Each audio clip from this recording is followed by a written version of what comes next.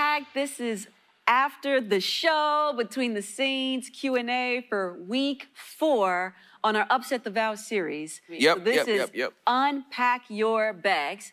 You all had some questions, and we are going to do our best to try to answer them. Ready? Yep, Let's I'm ready. go. Okay, question number 1. What happens when one spouse believes in counseling, but the other is opposed to it? Culturally speaking, most Nigerian men are opposed to counseling. So, you know, across cultural boundaries, there are differences in how people grow up, how people are raised. Across the waters, belief systems and societies are different. Yep.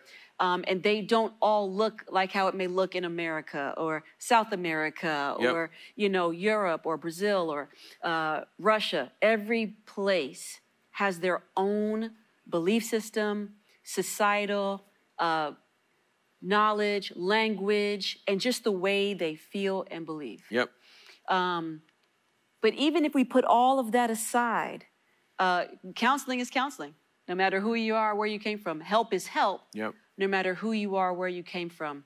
That could just be a simple issue of pride. Right? Doesn't matter where they're from. Yep.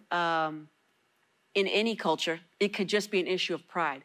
Why don't you want counseling? Yeah. Right? What is the reason? Do you just not want people in your business? Is it just what you were told? Don't have people come, you know, you don't tell people your business. I grew up that way. You don't tell people your business. You know, you don't be sharing what goes on in this house stays in this house. Right. You know, growing up believing those things, you don't expose your family, you know. So I understand that.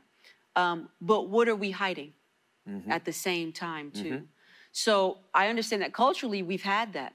But if you are saying that you are having a Christ-centered marriage and a godly marriage, then you're going to need help at some point when you come across something. Right. So even if they don't want it right now, I'm going to suggest you get help for you. Right.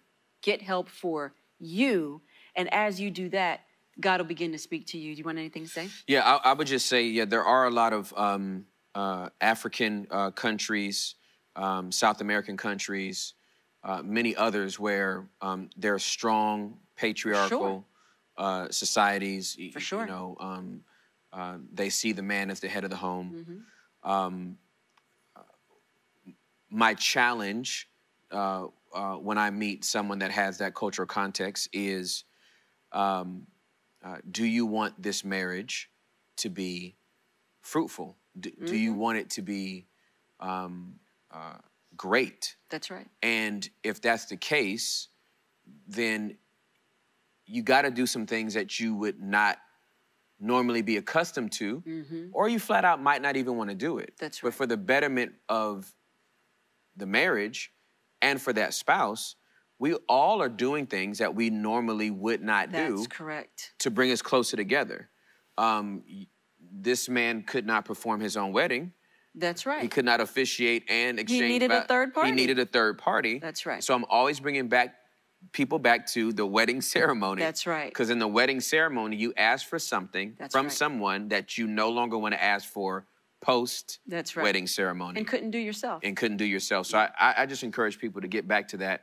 And the culture, like we talked about earlier, is we want to establish kingdom culture. That's right. Kingdom culture trumps Nigerian culture, South American culture, Caribbean culture, American culture, UK culture. Wherever you're from, the kingdom is going to trump whatever culture that is. So I'm going to encourage you to make sure that you go back and watch this week's episode of Unpacked, because we spoke about it.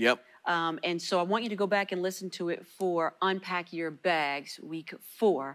And we touch on the cultural challenges sometimes that goes across these waters that we face.